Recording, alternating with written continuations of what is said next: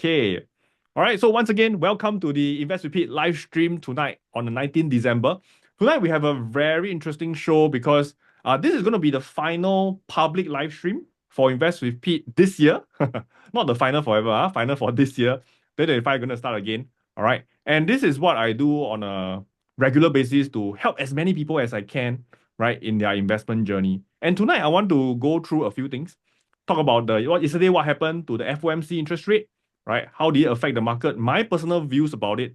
And it's not just how it affects the stock market. I also want to bring in our in-house resident mortgage expert, interest rate expert, Ethan. Okay, Ethan Go to come and talk about that. How does it affect the mortgage? Because to me, okay, at least to me, okay, I don't know about you guys, to me, my two largest asset is my real estate and my stock slash options investment. Okay. Hey guys, how about you guys? If I were to ask you to put in your first top two, your top two asset by amount, what would that be? Okay, type in the chat. What would that be? Right? Okay. Okay, so to the first question about how do you feel about last night, SM say bye bye. Okay, Chai say not deep enough. Wow. Chin says stocks, Kim says the same, right? That means both stocks and real estate. Brenda says stocks, GG says same. Yeah, so many of you are the same, right? In terms of asset value, it is property and also the stock market, which is why it is important to manage both, right? So I've invited Ethan back again. We're going to have a bit of a discussion on what's happening in the mortgage front. All right. So a lot of things to go through. I want to make this as fruitful, as meaningful a session as I possibly can to all of you. Okay. John says the most important asset is health and family. Indeed, indeed. Okay, but I like to be very cheeky. If you don't have wealth, health and family will also be in trouble. Okay. I am the very practical one. Okay. So maybe before I start, allow me to just give you all some of my own advice with Pete. Right? My own thinking. Out there, I know a lot of people always say, hey Pete, why are you so focused on making money? Why are you so focused on dollars and cents? Why? Why? Is money so important? And I say, yes. And I say, yes. Indeed, money is not the most important, but money is the important enabler to allow your health, your family, right, your relationship to be good. Okay? I challenge anyone out there can build a very good health and a very good family relationship, but financially you're absolutely in a mess. I challenge that notion, right? It's just not possible. For example, who eats poorly? If you eat a lot of fast food, unhealthy food, and all these food are generally eaten because it is cheap, right? But if you eat whole foods, good food, right, proper organic stuff, expensive, right? But it's good for your health. So I'm not saying money is the most important, but over here, I want to face the truth is that money is a very important enabler. And let's just focus on that.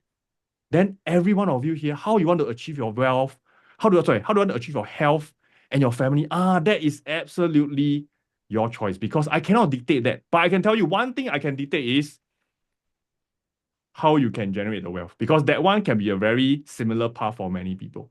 Yeah. Okay. So I know it's a bit controversial, but the important thing here is this. Money is not everything, but you cannot don't have money also. Oh, okay. So let's start tonight's session. Let me just bring up the slides over here and let's get going. Okay. All right. So along the way, if you have any questions, do let me know. Right. And we can do a bit of Q&A at the end of it. Okay. Let's see. Okay. All right. Let me bring up my slides.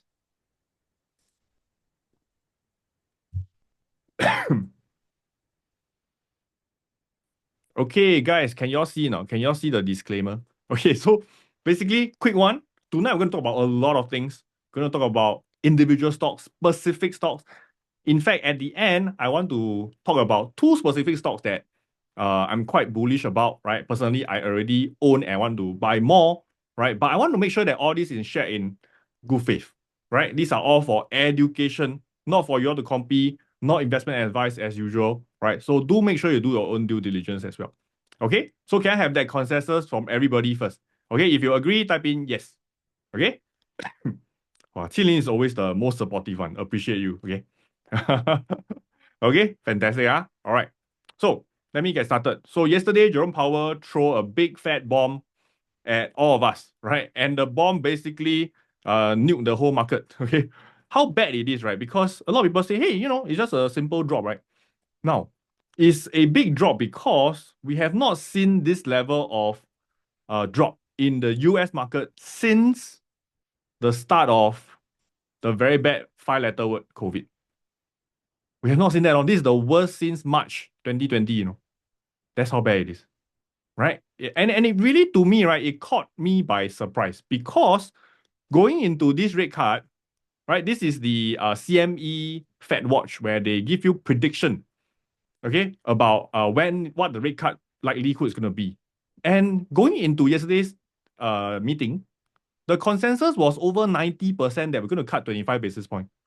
So if it's such a high confidence level, why when he announced the exact thing that we were predicting, everyone was shocked? Okay. And it's not because that he announced the 25 basis point, it's what he said along with it. Okay. So sometimes I wish Jerome Powell just announced the rate cut and just shut up. Okay. And don't talk too much already because the more he say, the more wrong he say. Okay.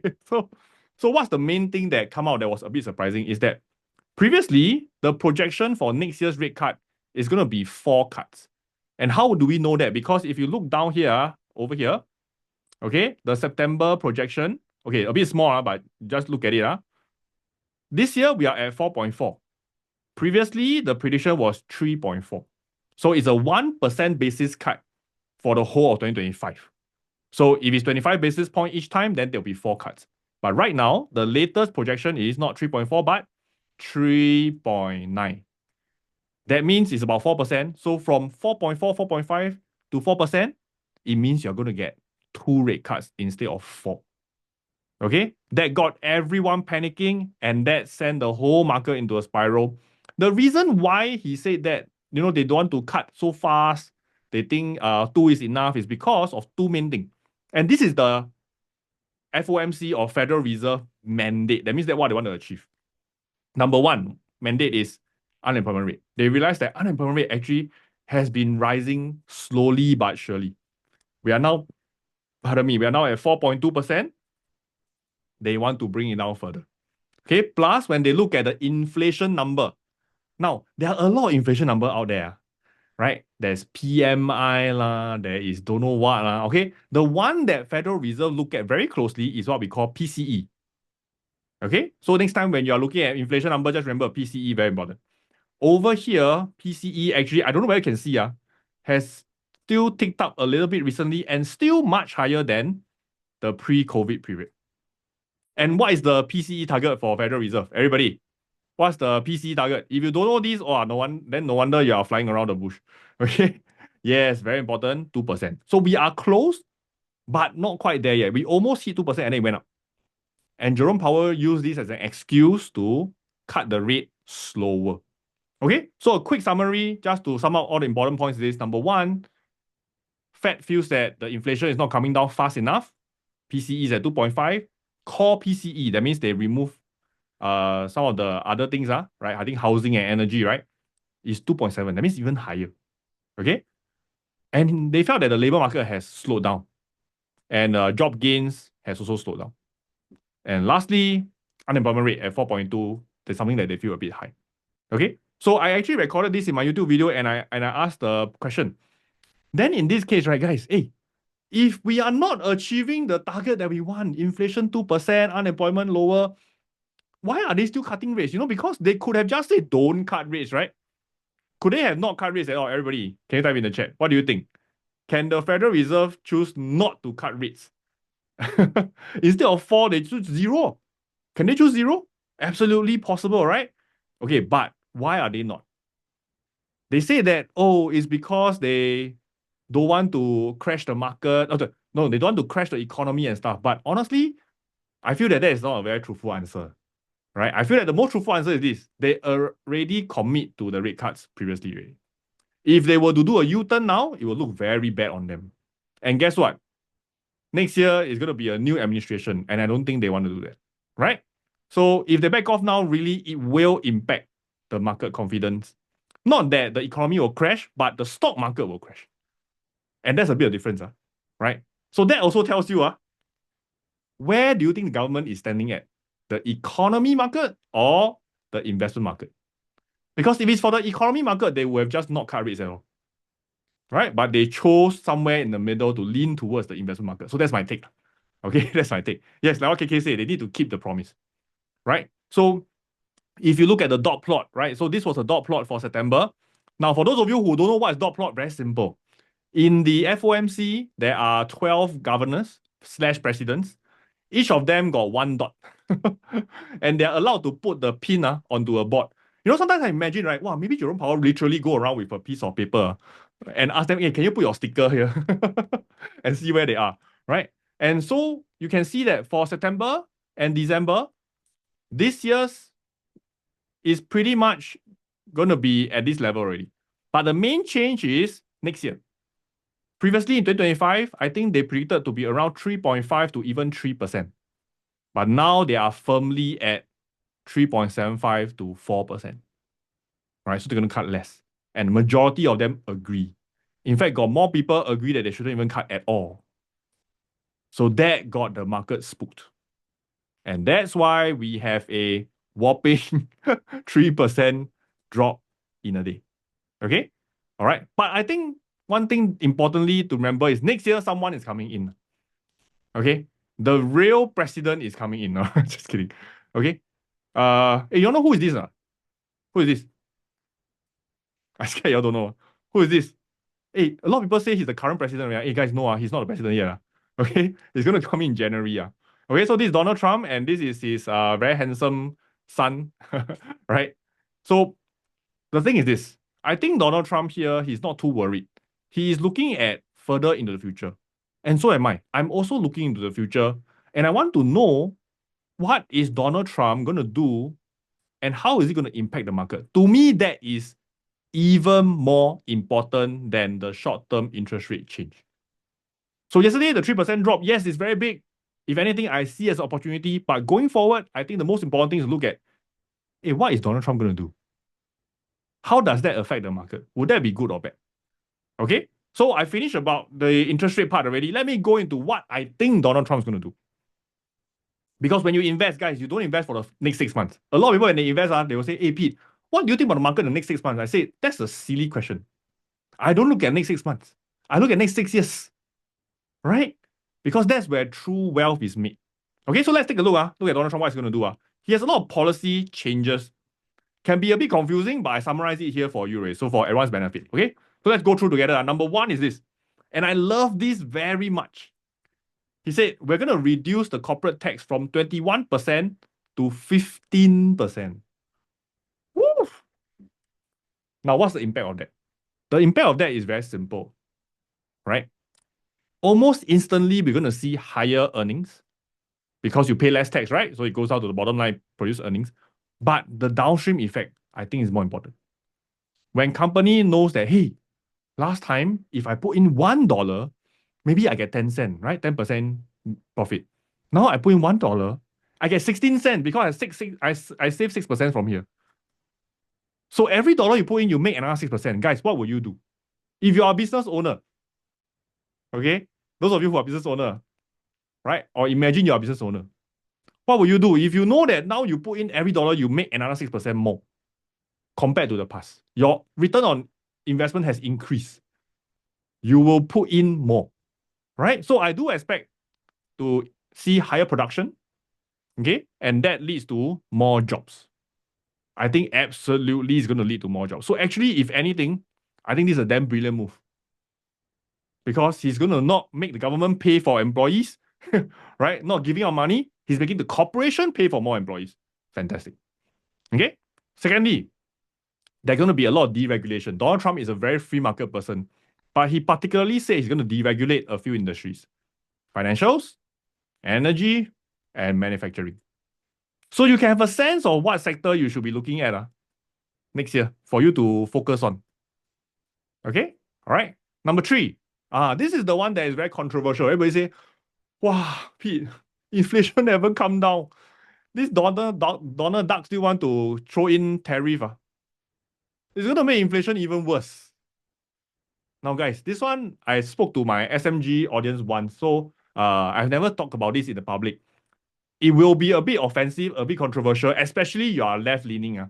Okay, so if you're not open minded one, then don't listen. Already. If you're open minded, let me share with you why I think this is a good thing.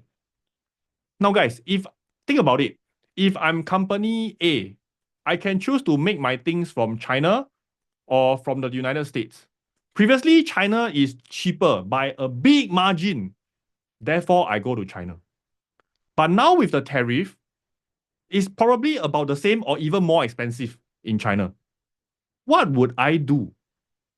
Now, bear in mind, I still have to produce the goods. I still have to produce the goods. It doesn't mean I shut down my company because Donald Trump threw tariff, right? So where will I shift my production to, everybody? Where will I shift my production to? Possibly another country, right? But what if Donald Trump tariff everybody? Right? You will shift your production back to the US.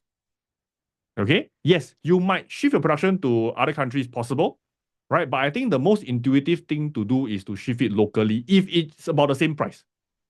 So what I think this will happen, make this happen is that there are going to be more local jobs, right?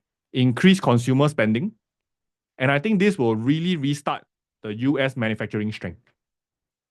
Okay? Because for the longest time, US has lost the manufacturing power to other countries like China, Vietnam, or even India. All right, so I think this one is a very extreme move, but I think it has some benefits. Don't get me wrong. Yes, tariffs is going to cause goods to go up.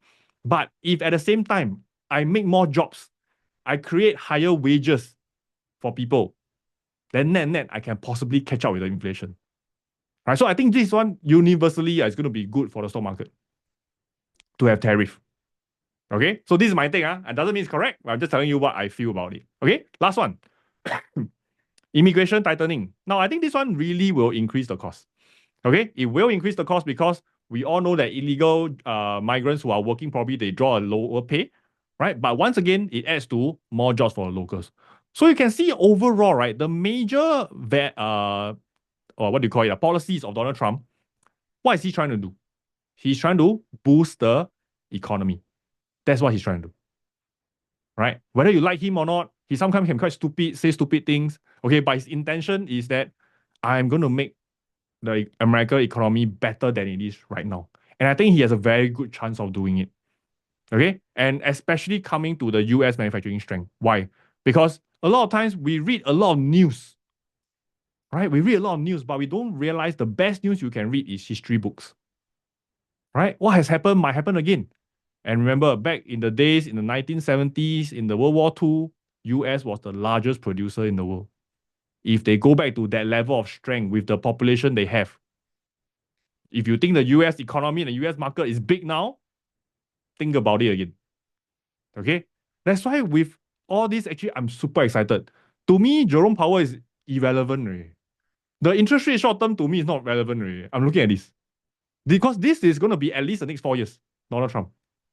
Right? Whether we like it or not. Okay? Another thing is, very controversially, okay, this one, later I got a part 2 one, but the part 1 is this. He plans to cut EV subsidies. Hey guys, is this a good move or a bad move? Type in the chat. Is this a good move or a bad move? Seems like we are reversing, right? We are reversing from all the green policies, right? What's happening? Right? He said, I'm going to put tariff on battery, right, from overseas. Right? Seems like a bad move. And I think it is deliberately done so. Right? Why? Because he wants to reduce the reliance on all these parts of EV from this single country called China. Okay? So he's saying, for EV, very simple. I don't need to increase your tax. I just take away your subsidies. Right? Which is as good as increasing your tax already. Right? Now, in fact, right now, even before all this policy, we saw that the latest US retail sales has gone up. This is as hot as off the oven. Retail sales was up 0.7% in November. Now, it could be the year-end effect. We don't know. Right? But this is year-on-year increase.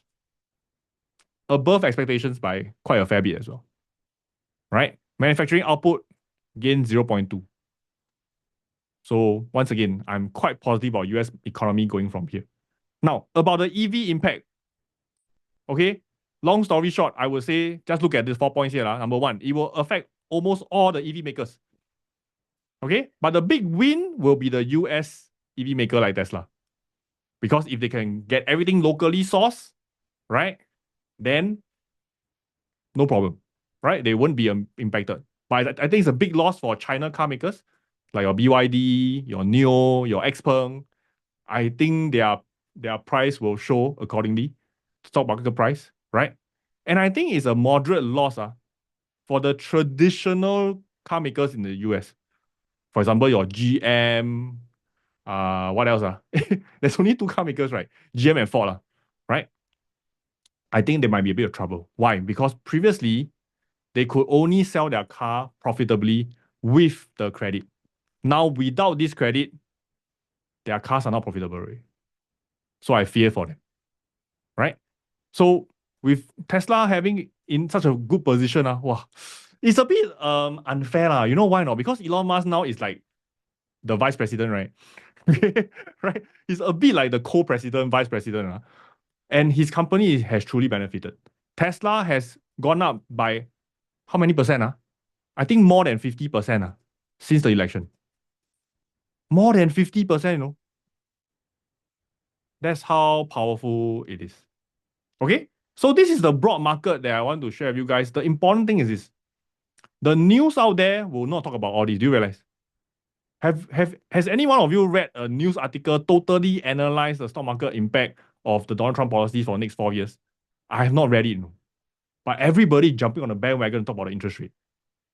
So once again, think about what is in the mainstream media and what is in the real stream media, right? And which one can help you to benefit the most.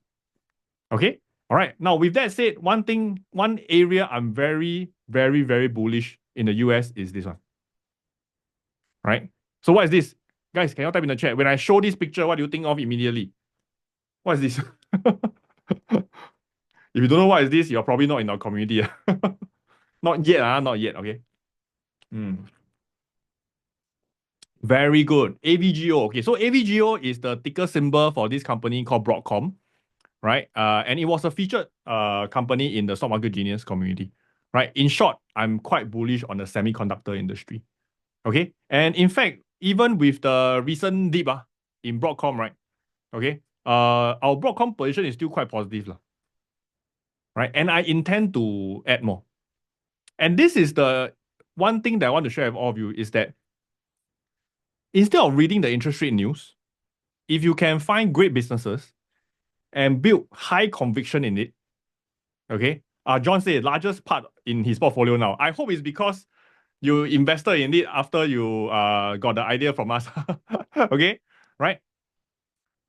If you can build high conviction and put significant amount of investment behind it, that's where it can start to change your portfolio.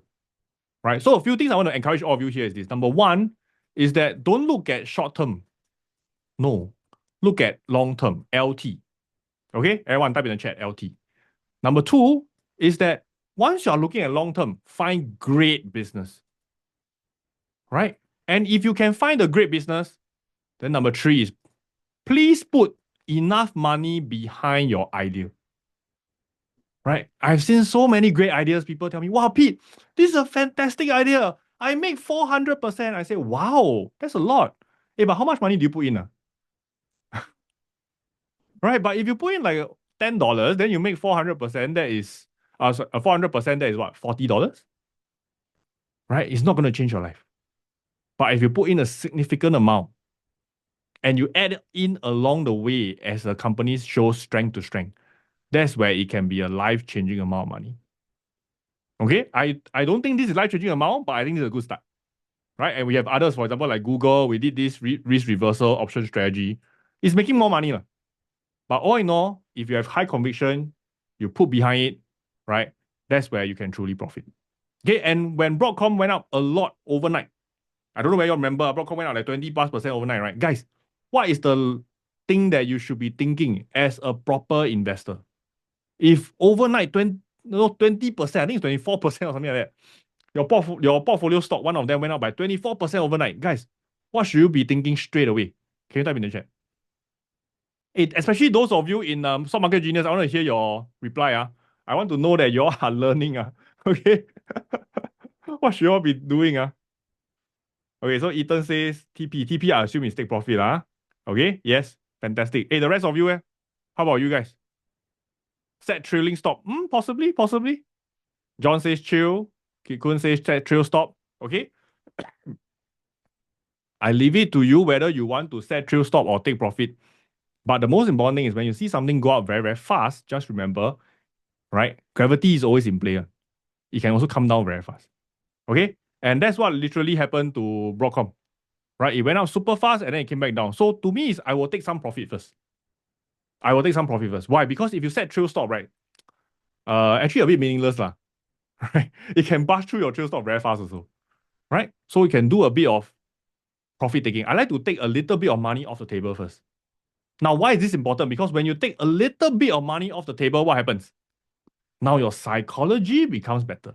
You are immediately thinking about, hey, please, stock price, come down, come down. Right? Come down faster, come down better so that I can buy more. But if you don't take profit, what are you thinking? SM already take profit. If you're not taking profit, what happened to you mentally? You're thinking, don't drop. Please continue to go up like a bullet train. Right? That's what you'll be thinking. So it helps. It helps when you take a bit of profit so that you can wait for the next opportunity. Okay. Good question from Eve and Thomas. What is a risk reversal? Risk reversal is the exact same thing as synthetic. Okay? It's exact same thing as synthetic. It's just whether you are at the same strike price, it's called synthetic. Okay? Or if you are at different strike price, then this is called risk reversal.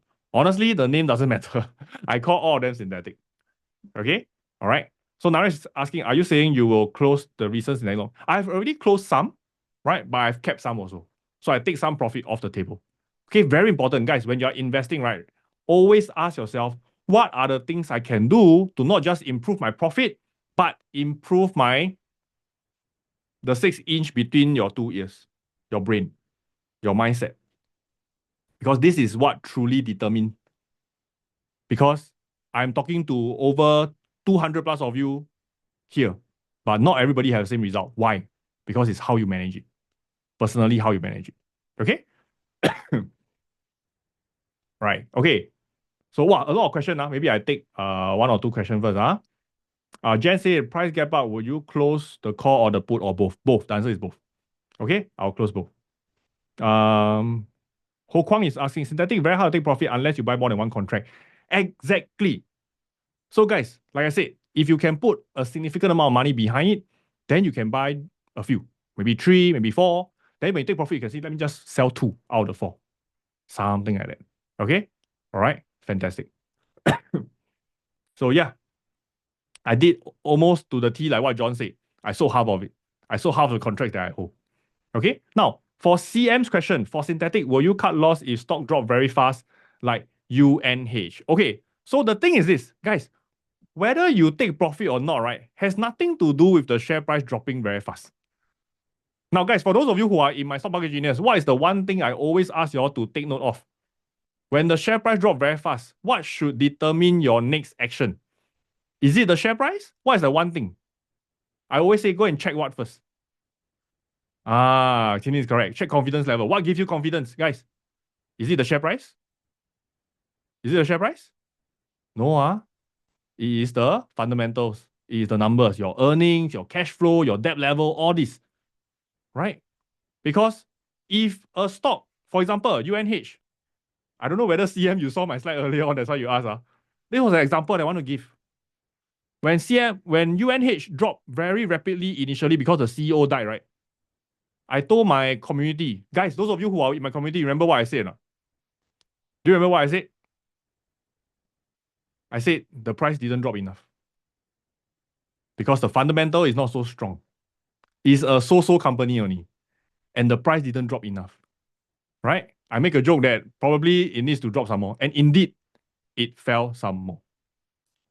So to me, the important thing here is this. It's not just about the share price. Because if this drop is my dear AVGO,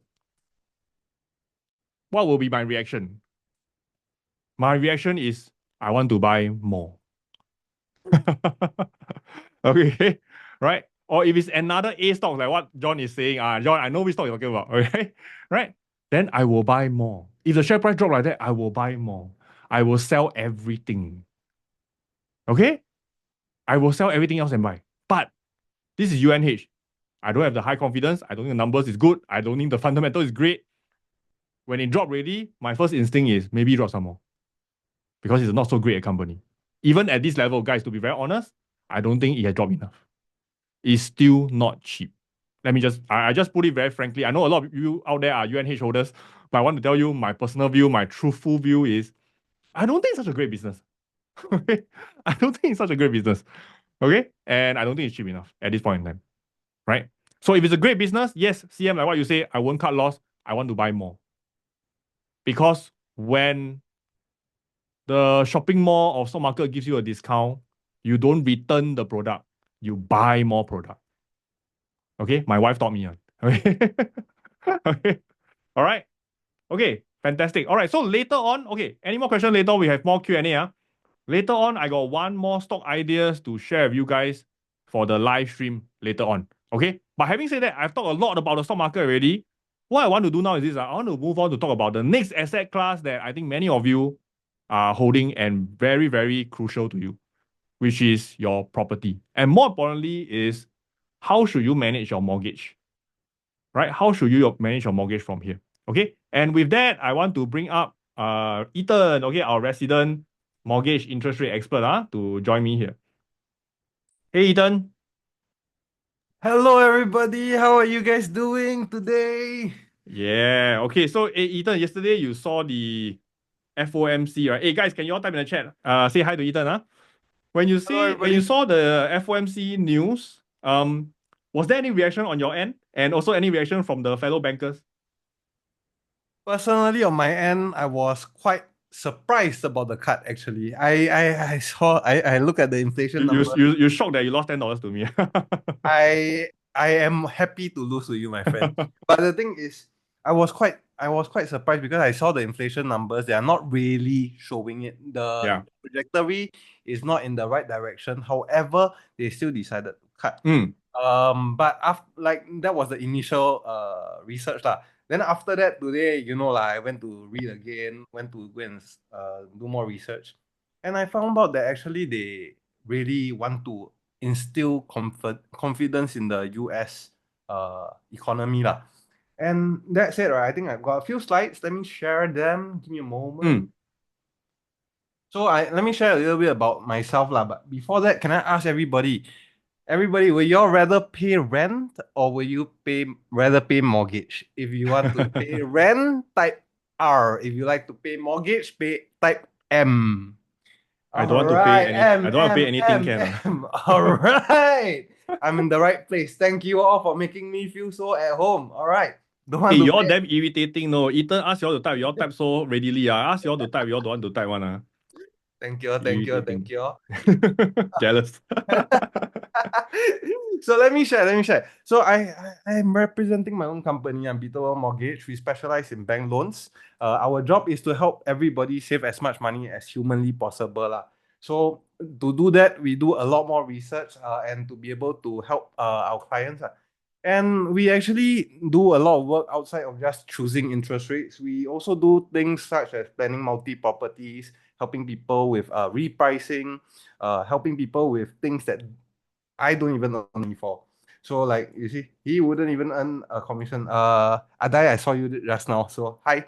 And anyways, yeah, so that's what we do in terms of mortgage. And what we do is we look at the US projections in the FOMC to determine what our SORA rates are going to be.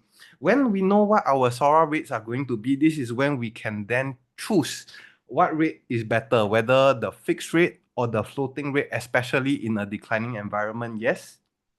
So, guys, Singapore don't control interest rates. MAS gives up control over domestic interest rates, and domestic interest rates have typically been below US interest rates because US usually control interest rates. However, if you look in the past performance, right, you can see almost 95% of the correlation over the last 19 years.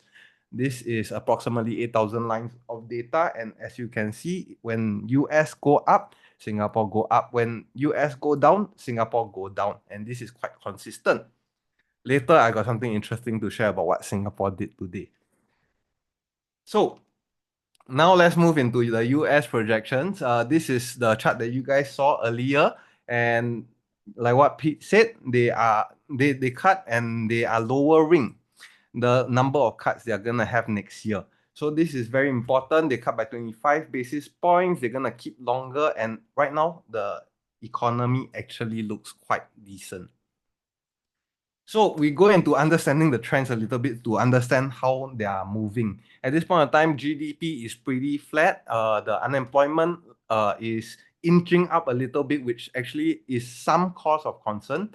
But Jerome Powell actually talked about the unemployment. He says that unemployment does not need to go up further for the economy to recover to the 2% long-term average of inflation. And speaking of the devil, our dear friend, inflation.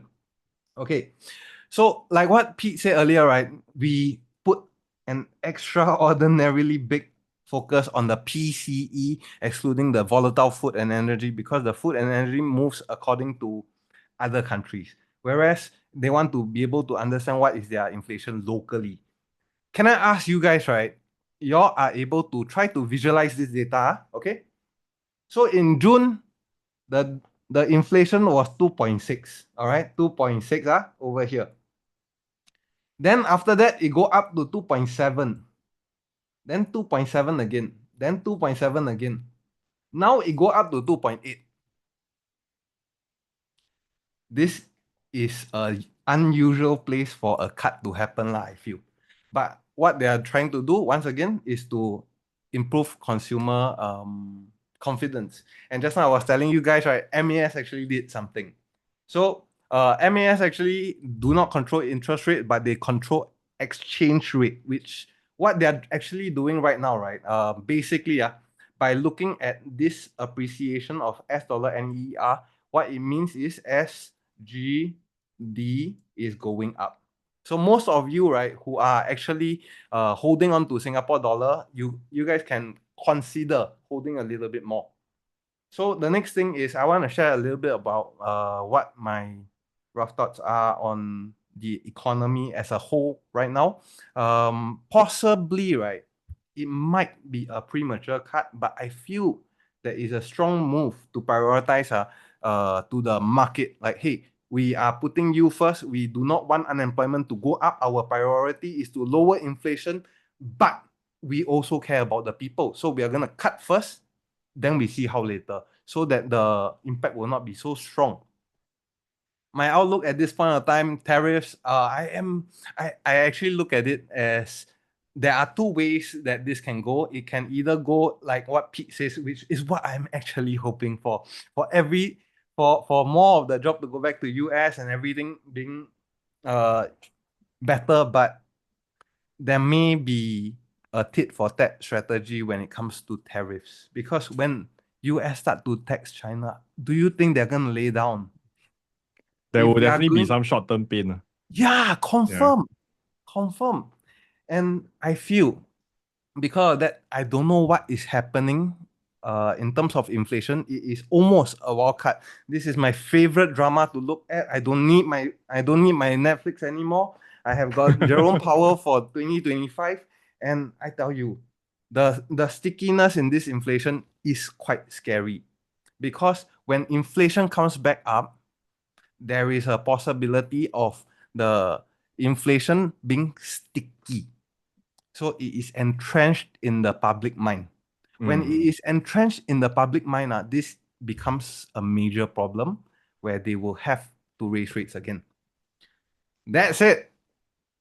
Pete, back to you.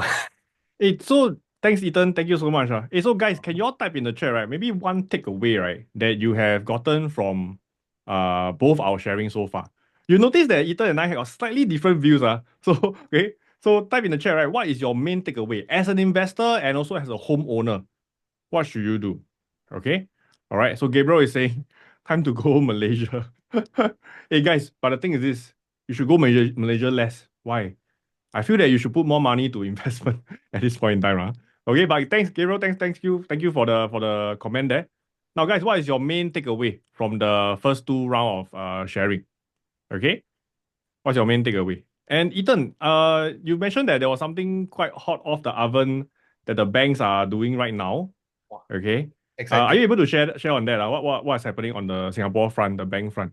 That one, second portion. Yeah, second portion. Second Okay. portion, second portion, we'll So get there. so we do the second portion first, then I go and talk about my stock idea. Okay. So Oh, Kim is saying the market is uncertain. Shuning is saying time to refinance. Yes, actually, guys, I think all of you who have an mortgage rate that is due, that means you are able to refinance, right? You should seriously look at it because the interest rate has been coming down quite nicely since Jerome Powell started dropping the rates for the last five sessions, right? So okay. yeah. So okay, so Ethan, come, I tell us tell you what is the lah. interesting thing that I happened. tell you lah. Okay. So recently, right, this is one thing that has not happened in a long time. Mm. The bank started pulling rates. Pooling rates means what's pooling rates?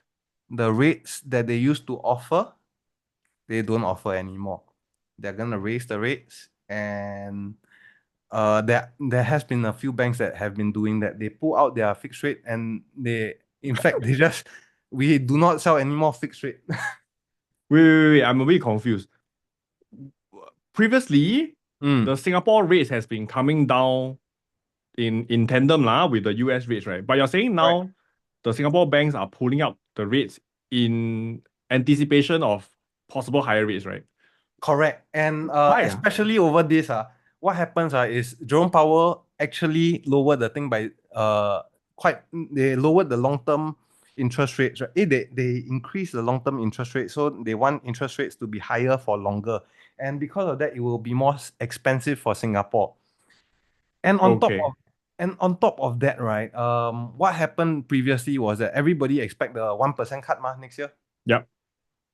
Then now everybody, and especially with the 0.5% reduction in September, everybody overreacted. In September, everybody went on to have a meeting right after. I believe you and I was telling you that some of them, the rates are not out. Yeah. Okay, so if those of us who are holding a mortgage now and we are due for refinancing, Mm-hmm. and now the banks are pulling away the fixed rates, Mm. can we still catch it or is gone already?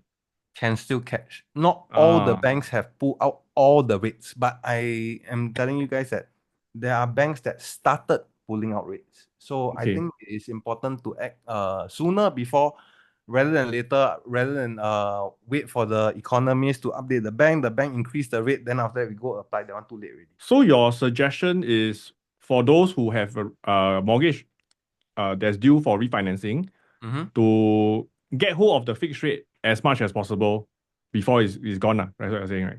Yes, correct. But later I break down the numbers, let you all know. Okay, okay. What are we doing now? What are we doing now? Why Rather do than it we talk now? about in Why air. not? Let's do it. Okay, give me a second. Okay, because previously, right, I always thought that because rate is coming down, so floating rate Mm. better, right? Okay, right. But it seems like now the bank themselves feels like the fixed rate is better because they want to increase the fixed rate, I assume. Correct. So Mm. I share with you guys a little bit about mortgage first.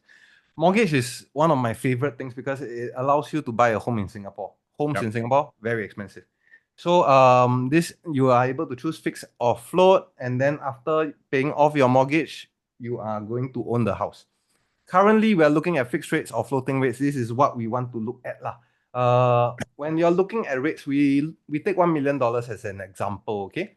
So if we're looking at $1 million over here, we can either choose the fixed rate of 2.465. This is a weird rate. Let me tell you. The year one is 2.55. Yeah, I Year never see three two decimal points is on it. 2.38. It's a weird thing. I created a calculator to calculate because banks don't like to compete normally. So they create all this kind of thing. I create my calculators. So we have the choice of having this package or a floating rate of SORA plus 0.4. So Mm. we look at SORA right now, okay? SORA 3 months is at 3.128. If we plus 0.4, we get 3.5. 3.528. Yeah. Mm. Correct. So at this point of time, this is obviously better, but how much? All Wow. right. So once the fixed rates are gone, then that means you are stuck with the 3.5. So the difference is actually Mm, about 1%. correct. How much does that translate into dollar sum? Like per month? Glad you asked. All right. Ah, So, okay, okay, come. so if you don't use projection, this will come up to be a very big number, which is not really the case. Lah.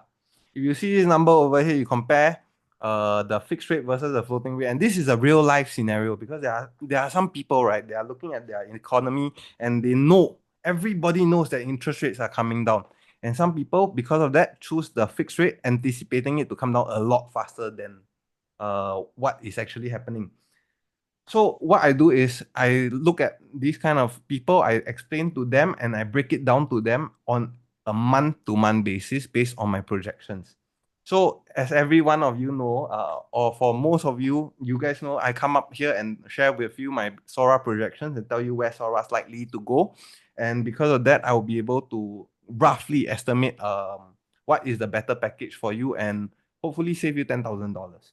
So how you want to compare is to be able to take the average. You take the average here and you take the average between these 2 years and these 2 years. Out of Hmm. these two, okay, this 1 second. Out of these 2 years, then you'll be able to know what the average is at 2.83 for Sora and 2.51 for Sora in 20. Okay, the average from now until 2025 is 2.83%. We plus So so zero point now if 0.4. we look at a 1 million per $1 million loan, right? Mm. You are saving about how much? 12,000 from what your calculation here is. Lah. Yes, sir. Okay, Okay, so so when about 12K for like a 1 million loan. So for those of you who has like a 1 point something, 1.5 maybe, or 2 mil, mm, then that will be around say 15K to about 20K, something like that. Wow, somewhat that's quite a lot. That's quite a like lot. that. Yeah, free holiday. Hey, that amount of money, right, guys? When you save money from all this, promise me you will put it into your investment portfolio. That Okay. is true. I Okay, take put your that back. investment portfolio. Free stocks. Yeah, free stocks, free stocks. So what I do is I break down for most of my clients, especially when it comes to edge cases. Then I break down the numbers and I help them save whatever I can. So Hmm. and the other thing is there will be a lowering of stress test rates. Oh yes, What this is already is happening already. Yeah, this is already happening. Yeah, And maybe for explain to them what this is important. Okay. So everybody, if you guys want to get a loan, right, they will use your profile against an interest rate to see how much you can borrow. Hmm. So this interest rate usually is 3 months Sora plus 1%. Back then was 3.75, so it was 4.75. Now it has reduced to 4%. So because of that, right, your loan actually increased by approximately $200,000, which can significantly help with your purchase. All right. Hmm. So So, guys, for those of you who are looking at buying property, I mean, I also do property research for my clients, and I've mhm, been telling them, right, there's a very good chance next year we're going to see likely higher property prices because the loan capacity of everybody is going up everybody, just because of the stress test changes, right? absolutely. So if you can borrow more, guess what? With the same amount of salary, now you can buy a higher price. It may not necessarily mean a bigger place, but it means you can afford a higher price, right? So when it comes to property, it is a limited asset. There's always going to be price war. There's going to be a lot of bidding, and that's why I also feel like next year likely the property price is going to increase from there. Yeah. So as a property owner, I'm happy about it. Okay, but for those of you who haven't taken action, I would suggest you to seriously consider it, right, and think about what is the downstream effect that will impact on you. Okay. Absolutely. So that said, right, our service in Unbeatable, right, guys, please do sign up, because our service today is complimentary. And Mm. thank you all for staying so much into the session, and I would like to help you guys as much as possible. What I do is that I am starting to have premium services like credit bureau repair and all the more complicated things. However, right, our objectives is to help as many people as possible. So for all of you out here, you guys are a special bunch to me. I do not want to charge you guys anything, and the promo code is kakilang. You are my own self people. And then because you are my own self people, I really don't want my company to charge you. My company is not just me. My company got two other people, one ex-CFO, the other one also another investor. So yeah, you're in good hands. Right? Yeah, so guys, I've posted the link to Ethan's complimentary service. Once again, thank you, Ethan, for always extending this to my community. Even when he started charging premium, right, I felt a bit paiseh, right? I was like telling him, can give us discount, or but he was very nice there to say, hey, for your community, no problem. No problem. We can continue to have it as a complimentary. Okay, so the link is over here. Maybe let me find the PowerPoint slide. Okay, so for those of you who need like a QR code or something. Okay. All right. So guys, in the meantime, yeah. So Alex was saying, Jason, who is Ethan's partner, he is very, very helpful. And indeed, that's what I like about them because a lot of times when I engage, people who are doing my mortgage or my house, right? To be very honest, they will just say, hey, you should always refinance, you should always reprice, regardless whether is it good or bad, right? So what I love about Ethan, Jason, in the service, right, Unbeatables, is that when they look at my loan, if it's nothing to be done, they'll say, hey, Pete, you don't have to do anything. Just leave it as it is. Even though it doesn't benefit them, because when you don't do anything, of course, they don't get a commission, right? But that's the integrity that they have. That's why I really feel very comfortable, right? Suggesting them to come onto the session and share with all of you. Okay, so once again, here is the Unbeatable QR code and also the link, right? So you can go to rebrand.ly/unbeatable loans, fill in the form, right? And Ethan and his team will get in touch with you to have a complimentary mortgage consultation to look at your current mortgage and see if anything needs to be done. So really it's a no-brainer. If there's nothing to be done, they tell you good, right? You're in good health. I'll check on you next year, right? If not, they will suggest to you what are the things to be done. And what I like is that they don't just plan the immediate loan, right? In fact, Ethan was already telling me, hey, Pete, 6 months later, you should be repricing already, right? So we'll remind you again. And I love it because I can tell you, the bankers will never remind you on. Right? The bankers will Different just let you. department. The bankers will just let you pass the date and you don't know what's going on, then end up paying a much higher rate. Right. So that's why I feel very fortunate, right, to have Ethan and his team watching over my mortgage. And I hope that you guys, right, also have their service to make sure that you are also paying the least amount of interest as you can. So that you can put where? Put into your investment. Okay, Yes. so the link is over here, rebrand.ly/unbeatable loans.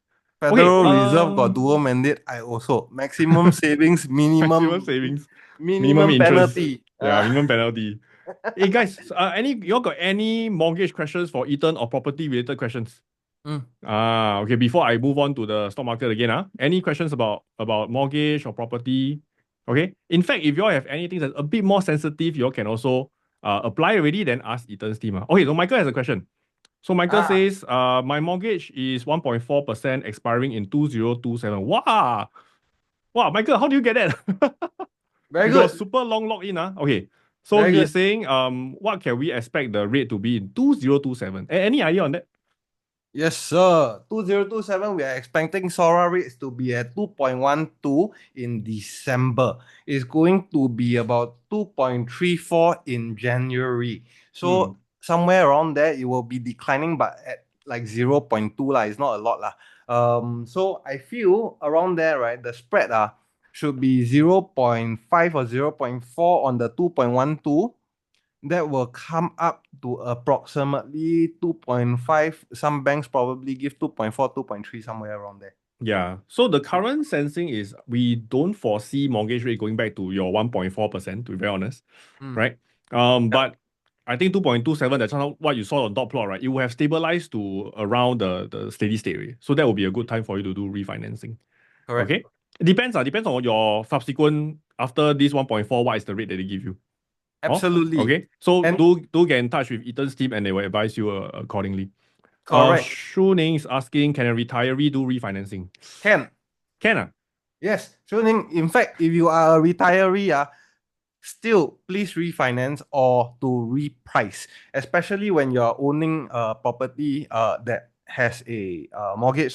Your mortgage, right, there is the thereafter rates, which are more expensive than your normal rates. If you know, Oh, yeah, correct. So you cannot because you don't have income, there is this very interesting thing that you can do with the bank called a debt reduction plan. This is not the dirty debt reduction, this is the 银行, I got a lot of money, I got a mortgage, I give you 3%, you give me better rates. yep, Then they will be correct. able to do a pay down. The 3% you can possibly change it into an installment. When you change it into an installment, you can take it over 24 months or so. Then you'll be able to pay number one, lesser interest rate, Mm. or then and also you will have your principal reduced by 3%.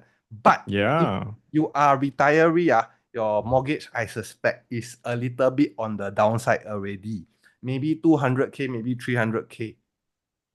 Yep. Okay, so what's the Yeah. minimum So I think the for same question. They're refinancing? asking what's the minimum amount for refinancing. Yeah.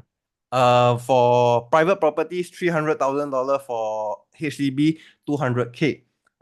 Anything below that, I will suggest to pay down using your CPF ordinary account. Yeah. Hey guys, so you can see Ethan is full of knowledge. You know that debt reduction plan thing. I never knew about it, no, Yeah. until I met him. That's why I feel very safe. I know that he always has a way. He has a lot of creative means. All right. So for Shuning and the rest of you, like Wesley, fill in the form, right? Get in touch because each of you, right, have a Mm, probably a unique situation as well. Like every case is different. Then he can correct. share with you what's the exact thing that you can do. Like Liu's question, Correct. my property just TOP. Should I reprice, refinance? Wow, Reprice. yeah, I was gonna say just Reprice. lightly reprice. Let me tell you one thing, Luke. Okay, tell you what, this is what you're gonna do. You're gonna call up your bank and you're gonna call me. So you're gonna call up your bank, you ask for the repricing rates. Mm. They are, your property TOP, right? There is still one portion that haven't come out, which is the CSC, Yep. the certificate of statutory completion. Yeah, the This last one, will, basically they will release 15% of this property price out. And the problem is why you should not refinance. You should not refinance because the bank got a grip on you. If you refinance without the bank dispersing the last 15%, right? They will be able to charge you a penalty for undispersed loan. This mm, undispersed loan penalty depends on how kind the bank is. If the bank is very kind, they will give you 0.75. If the mm, bank is not kind, they will give you 1.5%. mm. Context. So $1 million. Cannot see my friend. Okay, never mind. We use mental sum. Okay, $1 million, right? About 150K is going to be in the undispersed loan. 100, and you take that, right, times 0.75 or 1.5%, right? You get about 4.5K. 0.15%. Ah, Oh, 4.5K. 2 point, my two apologies. point two two five lor. Yeah, 2250. Yeah. So 2250 is going to be the number to beat. What we will do, right? We will see what your bank offer you. Mm. What is the penalty? Yeah. Then Whether is Ufa it to worth move it or not. to Ah, correct? Whether is it worth if, it or not? correct. If it's worth it to Ah. move, then we move. If it's not worth it to move, then we don't move. Okay. So guys, very important. Leave the emotions out of the equation. A lot of time when students come to Ethan or myself and ask, hey Pete, wow, my mortgage still has penalty. The word they hear penalty, right? They straight away don't want to Mm, refinance right? Because they think that the penalty is a lot. But mm, actually, when you sit down and do the numbers, and you realize, hey, actually the penalty is only 2,250. If my new mortgage can save me, let's say $400 a month, mm. then I will easily recoup this in like a few months, right? Correct. Absolutely. Okay.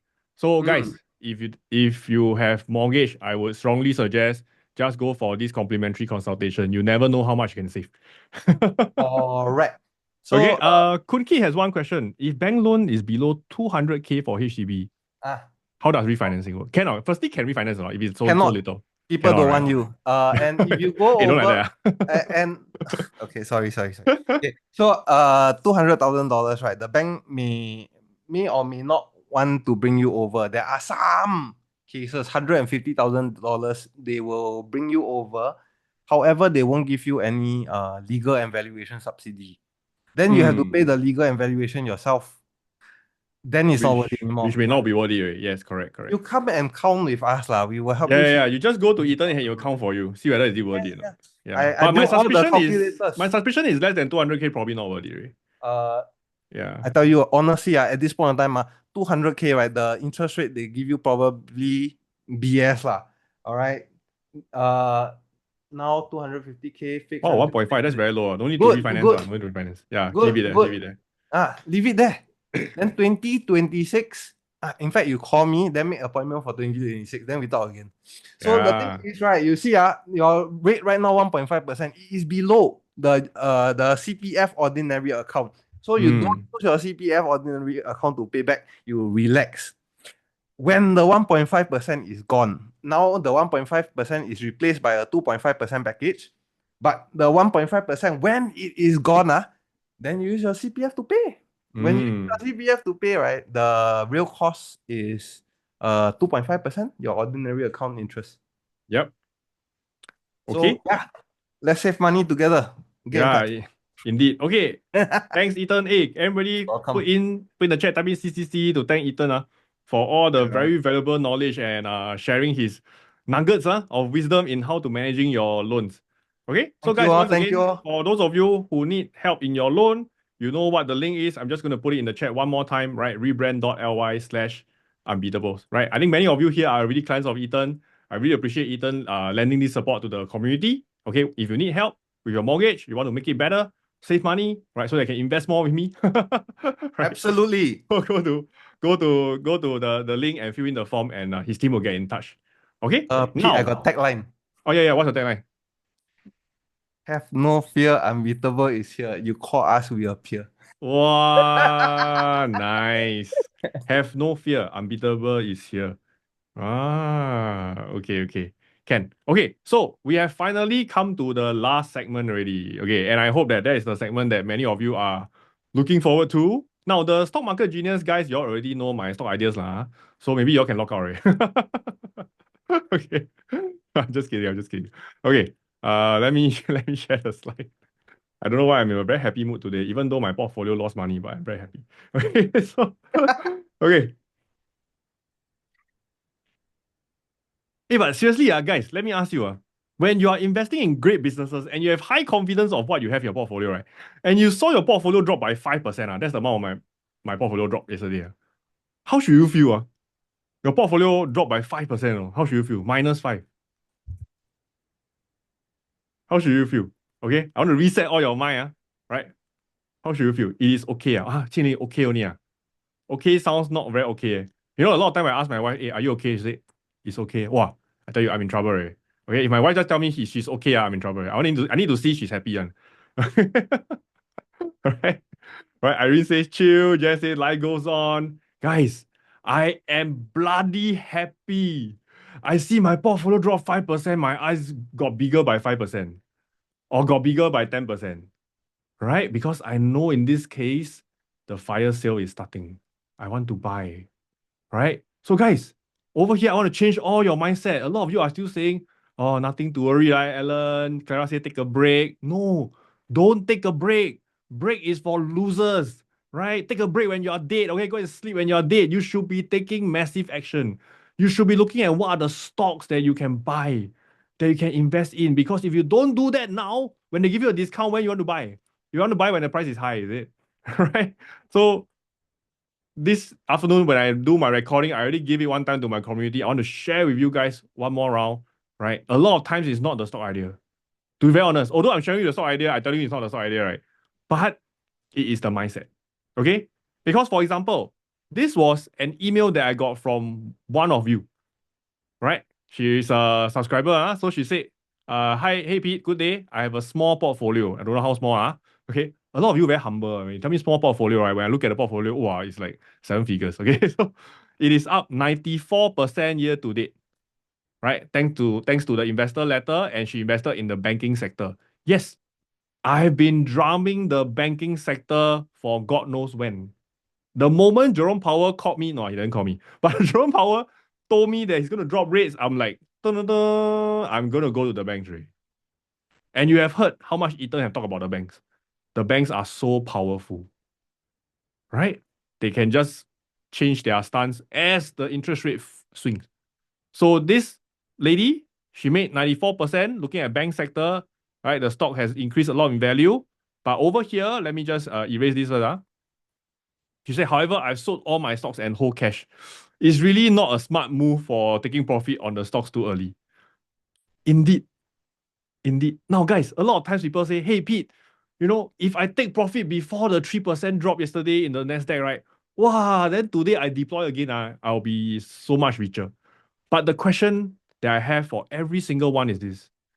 How sure you are that you are able to sell out everything yesterday? That means you were 100% invested. The next day you are 0%, and then the next day you're 100% again. No normal human being can invest like this. At least not non-robotic mind. Okay? So I would say, in fact, I replied to this student, right? But generally, I would say, don't invest in a binary way. Don't say, oh, 100 in, 100 out, 100 in, 100 out. Because I can tell you, for this student, I'm very sure she's at this position now where she's 0% invested. But will she be 100% invested when the stock price goes up?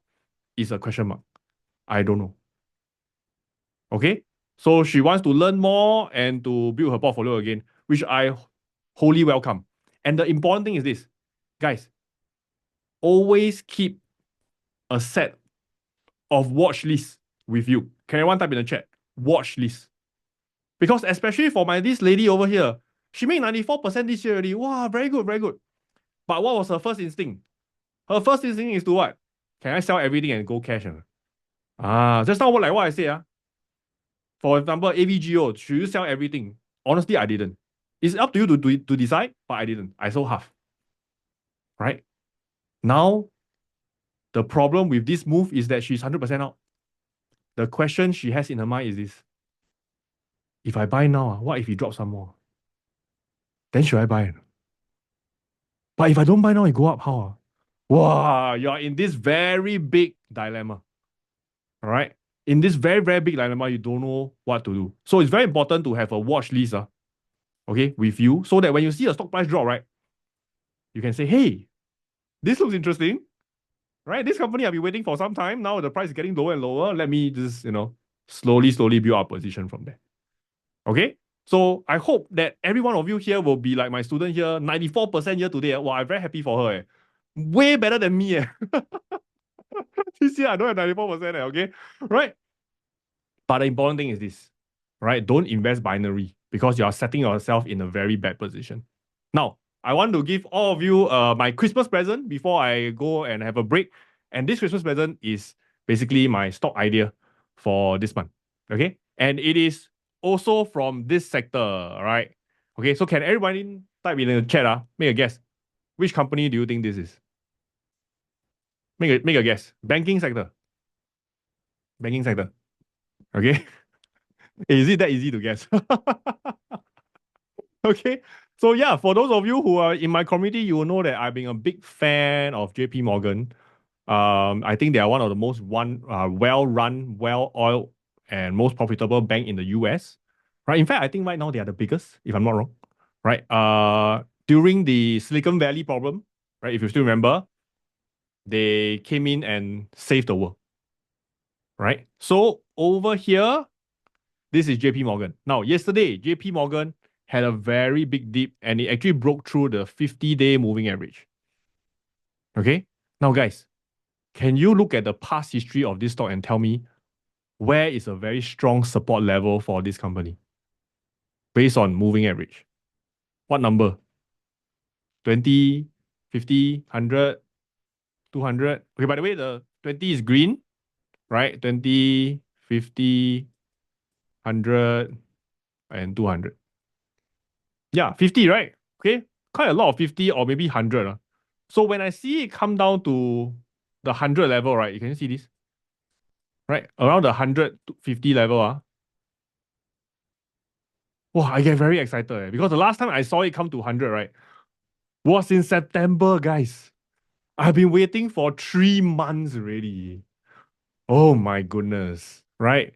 It's like you're chasing some after your spouse, right? You wait outside the window for 3 months for them to come out. Right? Wow, I see this right. Wow, immediately my heart start to beat faster. Okay? Right? And this is the level of conviction that I wish that every one of you would like to build. When you have high conviction right? You know that when the price drop is something that is exciting for you to look at and not depressed.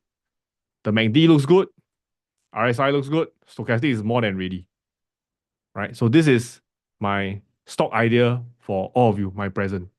I am personally invested. I intend to invest more. But guys, once again, the thing is this, let me go back to the previous slide. Okay. Please do your own due diligence. I don't know what situation you are in. So please don't treat this as an investment advice. This is me sharing with you about this company. Okay. All right. Now, Pauline is saying operating cash flow for JP Morgan is high. Is there a concern? Okay. So maybe let's go into the fundamentals very quickly. Okay. Then we can wrap up tonight's session. Okay. Let me bring up some of the website that I use. Okay. I don't know whether. Okay. Okay. So JP Morgan.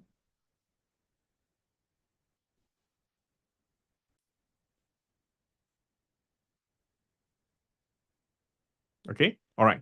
So guys, when you look at what do you call it? Operating cash flow or financial statements, the important thing is this. You must look at it and understand what is the context. Okay. So over here, all right. So this is JP Morgan. All right, JP Morgan over here. All right. But by the way, pre-market already out 1%. Ooh, let's go. Okay. So look at the net income. It has always been increasing very steadily, very nicely. Okay. Now, however, yes, wow, the operating cash flow suddenly has a negative, very, very big negative. But before that, it was doing okay. In fact, can you see how much the operating cash flow has grown, right? It has grown tremendously. So the question is this, what has caused this to happen? What is this? Guys, can you type in the chat? By looking at this, this statement over here, can you tell me what caused the negative, hugely negative operating cash flow? That means, the company not making money, something wrong. What is that? What is the issue there? What was the issue? Type in the chat, type in the chat. What's the problem? Decrease in loan. No, can you read this? Guys, can you see the negative come mainly from this thing called change in trading asset securities?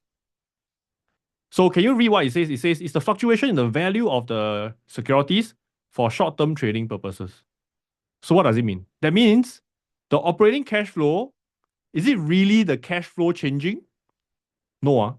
It is given a very big negative because the trading asset that they hold temporarily had a loss, paper loss.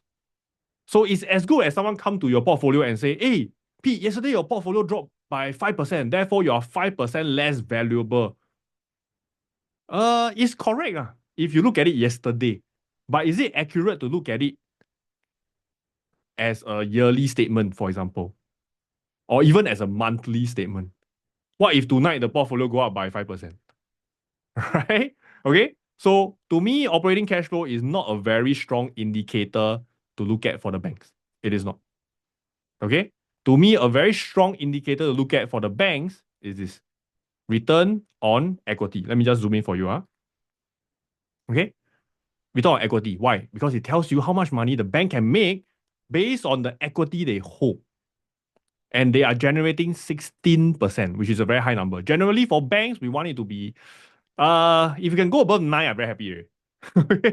But they're at 16, Okay? And return on asset is 1.33%, so that's fine. Right?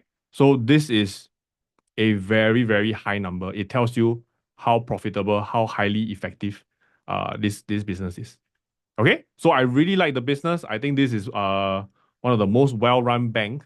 And should Donald Trump be successful when they deregulate the banking industry, right? And we have mortgage increasing in the US, mortgage application increasing.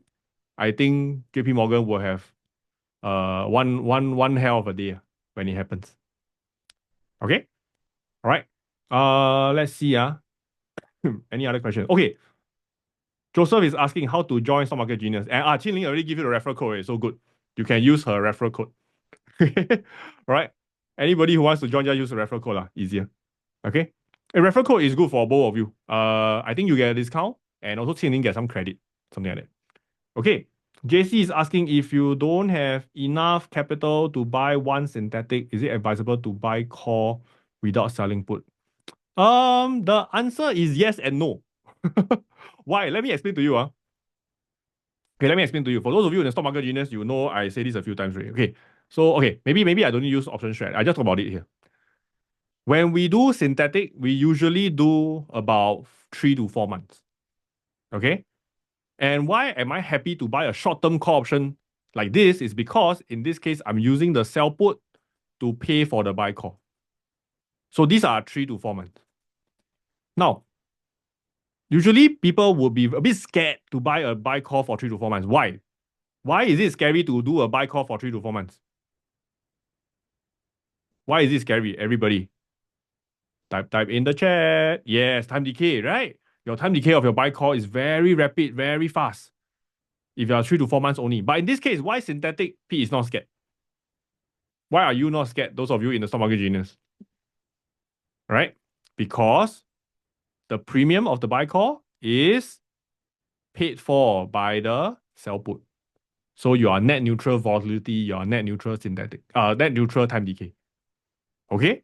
Right? So that's why synthetic, I'm okay to do 3 to 4 months. But if you are not doing the sell put and you just do a buy call for 3 to 4 months, what happened? You are fully exposed to the time decay. Then you will die. Okay? If the share price don't move in 3 to 4 months, then you lose the call option money. Right? But in a synthetic situation, let's say if the share price don't move in the 3 to 4 months, I'm okay. Because my buy call, even if it decays to zero, it is fine because it is paid for by my synthetic. Okay? Claire asked a great question. Why 3 to 4 months? Very simple. Because that is usually the sweet spot whereby the premium of the put option can offset a majority or all of the buy call option. Okay. So that is the main thing, right? Okay. Kikun is asking if synthetic drop a lot, would it be advisable to add a buy call? Once again, it depends on your conviction. For me, high conviction, I wouldn't just add another buy call. I will add another synthetic. That's me. I'm very aggressive. Okay? Because to me, if you are not aggressive, then when the situation is very good, like this, drop 4-5% for you already. You don't take action, you don't be aggressive. When do you want to be aggressive? You want to be aggressive when the price is high at this level? No, you want to do it when it's low, right? Okay? So I have this mantra that I always tell my students. When the market looks dangerous, that means price very high, do the safe things. Don't be so aggressive. When the market looks really safe, the prices are low, low, low, low, be aggressive. Okay? All right. Let me see. Any more questions? Naresh asking, should we not wait for RSI to turn upwards before investing? You can wait a little bit. Generally, I don't. Okay. Generally, I'm a bit, how to say, I'm a bit greedy. Okay, let me be honest. I'm very greedy one. I like to be early. Early bird takes the worm, right? They say. So I want to take more worms. So I go in a bit earlier. So that when you take upwards, I'm confirmed right, I want to enter more. Okay? So that's just how I do it. Um Let me see. John is asking, is it not a good time to sell a call if I already have a buy call? Oh, you're talking about selling a short-term call, is it? Can. It's up to you. But a bit hard to answer you here because it depends on what stock it is, what's the trend of the stock, because it depends on the behavior of the company, right? Okay, it depends on the behavior of the company. Okay, Pauline asks, is it possible for one leg to get exercise? Yes. Okay, so for those of you who are doing synthetic, the common question is, but Pete, what if I sell put, then I get exercise? Okay, so guys, remember, when you sell put, what are you trying to do? Type in the chat. When you sell put, what are you trying to do? What are you trying to do? You are promising to buy the shares. So be comfortable to buy the shares in the first place. So for example, if you feel that currently JP Morgan 233 is a good deal, then if you're comfortable buying the shares, let's say 100 shares, then you are technically comfortable selling a put option at 233. Okay, it's probably not 233, maybe 230. Okay? Right? So you're comfortable buying the shares. But if you're not, then perhaps you don't want to do synthetic. You just want to do a long-term buy call. Okay? So that is very, very important. Be crystal clear right? How to make synthetic. That's why in stock market genius, I always remind all of you the criteria, the parameters when you enter synthetic. Why? Because if you do it correctly, I think there is almost little to no downside to synthetic. If you do it correctly. Because you are already setting a price that you want to buy, right? You're taking the premium to buy a call option. So what's your downside? Your downside is, my call option makes zero money and I buy the shares at the price that I want. That's your maximum downside. No other downside already. The only downside is what? If your stock sucks and the share price drop all the way down, then that one cannot be helped. Okay? So in the first step, it's always about what? Those of you in SMG, type in the chat. The first step, we don't talk about strategies, we don't talk about options, we don't talk about share price. We talk about the great business. Build the conviction first. Yes. Okay? And today I already shared with you all a lot of the high conviction trades already. Right? When I see the price drop, wow, it gets exciting. Right? Okay? Because when they recover the time, that's when you see it fly. Right? Actually, I hate to see a market keep on doing this, let me delete all this. I hate to see a market that keeps on going up, up, up, up, up, and don't come down. Very irritating, No chance to buy. Keep on going up. I like a stock that does this. Down, up, up, down, up, down, up, down. So that at the down, I can go and take advantage. Okay? Serene asks, can enter AVG or oh. Hey, Serene, you're not in the community, right? So, hey, those of you in the community, what do you think? Okay, let me bring this back first. Right? What do you think? Those of you who are in the community, what do you think? Yeah, be patient. Right? Gravity doesn't just exist on planet Earth, it exists on planet stock market. When the price go up so rapidly, there will be a pullback on. Whether the pullback is here, then go up already, I don't know. Or it could be a pullback like this, Ah, right? Nobody know. Or it could be like our dear China. The gravity is 100% on. Go up 100%, come down 100%. Right? Okay, but Baba is not my high conviction stock. Right? So I don't really care about it. Okay? All right. So so for those of you, I want all of you to have a good year.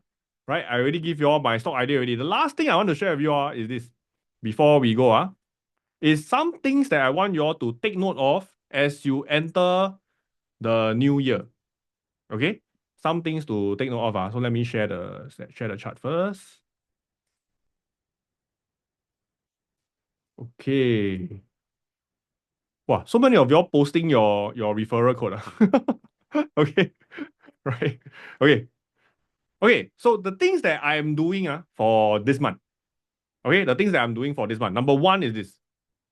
I will go and for those of you who are working in Singapore, if you're in Singapore, doesn't matter whether you're foreigner or Singaporeans or PR, please fully make use of this thing called the SRS.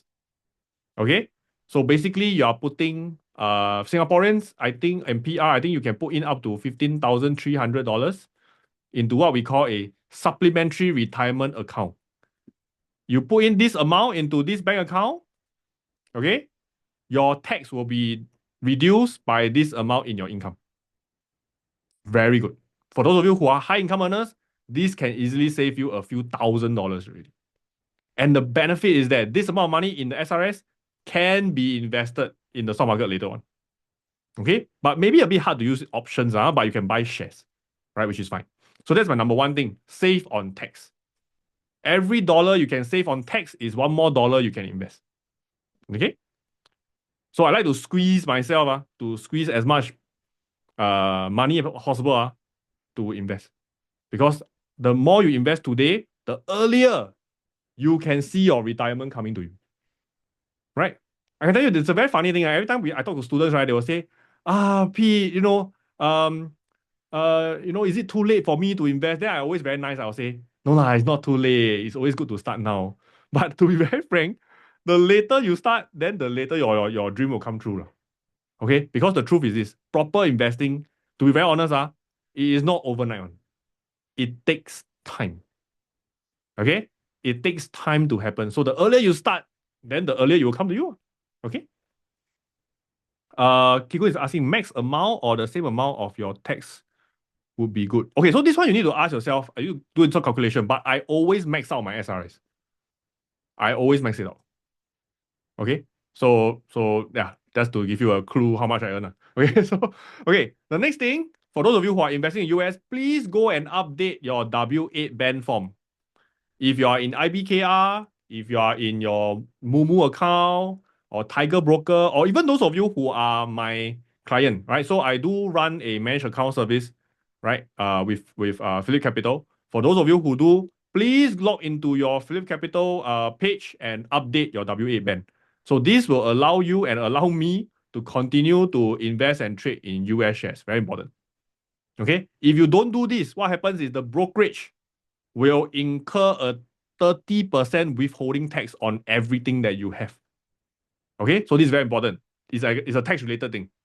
Okay, so please go and update your WA band. If you think that you recently just did a WA band, technically you don't need to do it, but just to be safe, just go and do it. Okay, because some I have some clients before. They told me, hey Pete, I've been investing with you, good, we've been making money, and they thought that they did the WA band like 2 months ago. But actually, they had never updated their WA band and it was expired, and I have to like hunt them down and get it done. Okay? All right. So WA band is you can do it for every brokerage. You cannot submit one only. You must submit one for every brokerage. Okay? This needs to be updated yearly. Yes, once a year. All right. Okay, Kenneth asked how to join and manage accounts. Okay, you can go to my website. Let me just type it in. Investwithpete.co. All right. So this is a managed account service where I manage for my group of investors, right? But we don't do options there. So I only do options in Stock Market Genius, right? So this is a bit more aggressive. But my clients who wants a bit more steady, they want a bit more long-term investing, just using shares, buy great businesses. That's what I do at my managed account at the website here. Okay, so you can go to this website over here. All right. Now, so this second thing, number 2. Number 3 is this. For those of you who have already started to accumulate a certain amount of wealth, you have your property asset, all these like you go to Eton, right? You have a house or whatnot. Update your will if you're using a will. Update your trust if you are using a trust. I cannot stress this enough. I have seen many cases, right? And that's why I also work with another friend called Ching Kok that does will and trust making. Because I've seen so many cases where people unfortunately pass on unexpectedly and they have not updated their will or trust for like donkey years. And it created a lot of downstream problem, right? So once you got money, okay, it's a happy problem. Once you have money, you need to think about, hey, how am I going to distribute this money should something happen to me? Okay, so please go and update this. This one, I cannot help you. For those of you who need Cheng Kok's assistant, maybe I can give you a link later on in my Telegram. Otherwise, just go to your lawyer, go to your insurance agent. They should be able to help you with this. Okay, your will guy lah. Okay. Last one. What is the last one? Hey, y'all guess what's the last one? What is the last thing that I think all of you should do in 2025? What's the last thing y'all should do? Wow, John is very persistent in promoting for me. Thank you so much. What is the last thing y'all should do before you go to 2025? Yes, Grace, fantastic. In fact, I'm seeing Grace tomorrow. Okay, right? Is to set your goals for 2025. Okay? Yes, please set your goals. All right. And I want to share with you all my way of setting a goal. Okay. So this is a bit just my way of setting a goal. I don't like to set a target goal. Right? So usually people how they will set goal. Type in the chat. How will people set goal? They will say, I want to lose weight. All right. I want to lose 10 kg, 25 kg, or I want to make money. I want to make 100K. I want to make 200K more. As if they can determine that. As if. Right? So I like to use relationship analogy. It is like when you are dating with someone. Let's say you're going after, let's say for me, I'm going after my girlfriend. Okay? Can I set a goal to say that I'm 100% certain that she will be my girlfriend or wife at this date? Very specific, Like what John is saying. It's very specific. Can I say that? Can I say that? Is it even possible for me to decide? No. But what can I do to make sure that that happens? That she will say yes when I go down on my knees. I'll be very nice to her. I bring her out for meals. I show affection. I be a very nice person, right? So that's the same as your goal. You can never set the target, but what you can do is to set your behavior. So personally, I set behavior goals, right? And I set my behavior goals in my 4Fs. Okay, 4F. What is 4F? 4F is family, right? Which I include you guys, right? My SMG family. The other F is what? My friends. Okay, right? What's the other F? Fitness and finances. Okay, these are my 4Fs. So you can set behavior goals for each of these. For example, we're talking about money here, right? So I can set a behavior goal for my finances. For example, I will save this amount of money and put into my bank account every single month for investment. That's one behavior goal. Or every time before I invest, Pete always tells me, don't look at the share price first. Don't look at option strategy. Look at the company first. That is the behavior I will set. Every time before I buy a stock, I will make sure that I check the fundamentals of the company at least once. If you set all the correct behavior, okay, there is a much higher chance you will achieve your goals for 2025. Right? Same for fitness. If you want to lose weight, if you go to the gym every single day and you just knock it out for 1 hour every single day, I cannot believe at the end of 2025 you don't lose weight. Okay? Right? So one thing I want all of you to do is set goals for 2025, but importantly is this: don't set target goals, set behavior goals. What are the things that I can do to be a better friend, to be a better father, better mother, better son, better daughter? What are the things that I can do? Right? What are the things that I can do to be healthier so that I can spend the money I make in my financial side? How can I be a better investor? How can I invest with more healthy mindset, stronger mindset, right? How can I look at the share price drop and still smile like what Pete said instead of crying? Okay? Right. So guys, go forth with these 4 things. Actually, the top 3 are a bit frivolous, but the important one is the 4th one. Set your behavior goals and yours should be set for the next year ahead. Okay? So that's all I wanted to share. Now the time is already 10:35. Market just opened already. Hey, you want me to take a look at market or not? Let's just take a look at market very quickly before we go. Okay? Hey, so guys, but do you all enjoy this session or not? Together with Ethan. Do you all enjoy the session? All right, type in the chat.